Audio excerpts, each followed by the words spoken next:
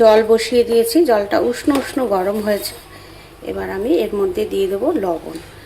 লবণটা দিয়ে দিলে না ডিমের খোসা ছাড়াতে খুব সুবিধা হয়। এবার আমি একটা একটা করে ডিম আমি গরম জলের মধ্যে দিয়ে দেবো। খুব একটা গরম জলে দেবে না, তাহলে কিন্তু ডিমগুলো ফেটে যাবে। উষ্ণ উষ্ণ গরম হলেই লবণ দিয়ে কিন্তু এইভাবে ডিমগুলো জলের মধ্যে দিয়ে দিতে হবে এক এক করে।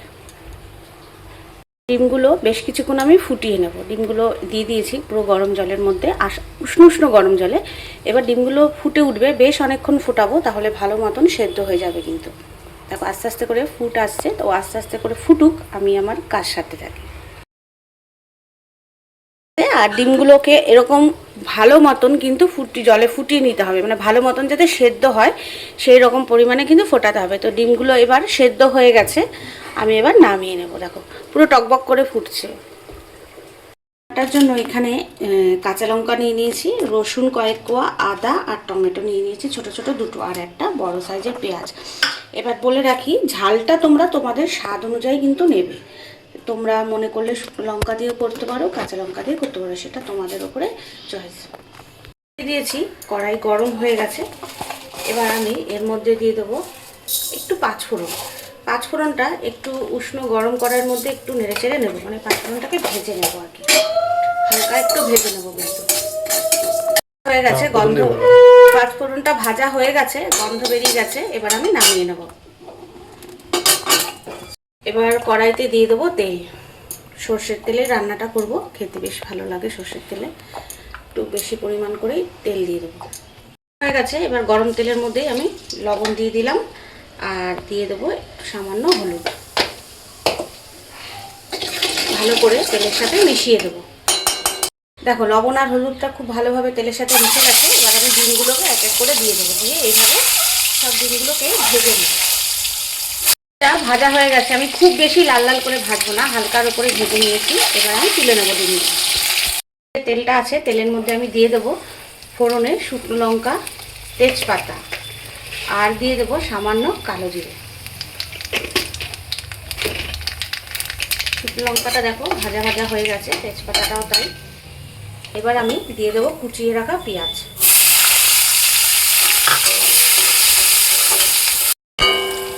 পেঁয়াজগুলো দেখো সুন্দর নরম হয়ে গেছে। এবার আমি এর মধ্যে দিয়ে দেবো টমেটোগুলো। আর এখানে দেখো আমি মশলাটা শিলে বেটে নিয়েছি, আদা রসুন আর কাঁচা লঙ্কা আমি এখানে বেটে নিয়েছি। আর যে মৌরিটা ভিজে রেখেছিলাম সেই মৌরিটাও কিন্তু, পাঁচফোড়নটা মৌরি নয়, পাঁচফোড়নটা আমি শুকনোভাবে এইভাবে বেটে নিয়েছি। এবার টমেটোটা দেবো, দেওয়ার পরে এবার আমি লবণ দিয়ে দেবো, যাতে টমেটোটা একটু তাড়াতাড়ি নরম হয়ে যাবে। হলুদ, আর তার সাথে দিয়ে দেবো এই বেটে রাখা মশলাগুলো, জিরের গুঁড়ো।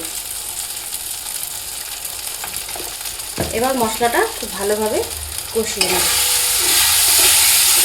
কষানো হয়ে গেছে এবং তেলও ছেড়ে দিয়েছে। এবার দিয়ে দেবো সামান্য একটু গরম মশলা, সামান্য, খুব একটা পরিমাণ দিতে হবে না, খুবই অল্প গরম মশলাটা দিয়ে দেবো। দিয়ে এটা নাড়াচাড়া করে একটু জল দিয়ে দিলাম, এই মশলার বাটির জল।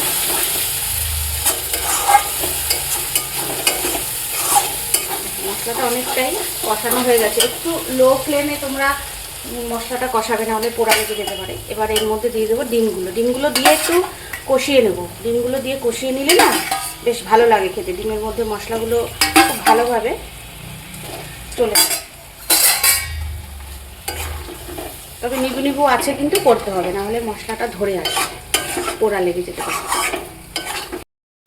এরকমভাবে ডিম দিয়েও কিন্তু আমি সুন্দরভাবে এরকম মশলাটা কষিয়ে নিয়েছি। বেশ সুন্দর ভালো কিন্তু গন্ধ বেরিয়ে গেছে। এবার আমি জল দিয়ে দেবো, বেশি জল দেবো না, যেহেতু এটা ডিম কষা কষা রান্না করবো, তাই আমি অল্প জলই দেবো। বেশি জল দিলে আবার ঝোল হয়ে যাবে, ভালো লাগে না।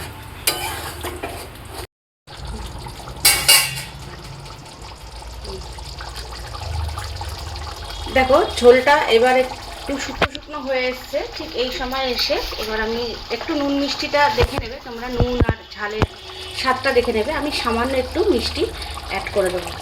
আর তোমরা তোমাদের স্বাদ অনুযায়ী নুন এবং ঝালটা দেখে নেবে। আর এই যে বেটে রাখা মশলাটা পাঁচফোড়নে ভেজে তারপরে গুঁড়ো করে রেখেছিলাম, সেই মশলাটা আমি এবার এর মধ্যে দিয়ে দেবো, দিয়ে এবার নাড়িয়ে দেবো, একদম মিশে যাবে মশলাটা, তারপরে কিন্তু রান্নাটা আমার কমপ্লিট হয়ে যাবে।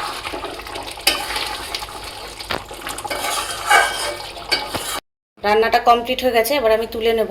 এই রান্নাটা কিন্তু একটু মাখো মাখো খেতেই ভালো লাগে, কারণ ঝোল ঝোল হয়ে গেলে কিন্তু একদম ভালো লাগে না, ঝোল ঝোল খাবারটা একদম ঠিক মানে ভালো লাগবে না। একদম শুকনো শুকনো করে এইভাবে রান্না করে তোমরা দেখতে পারো।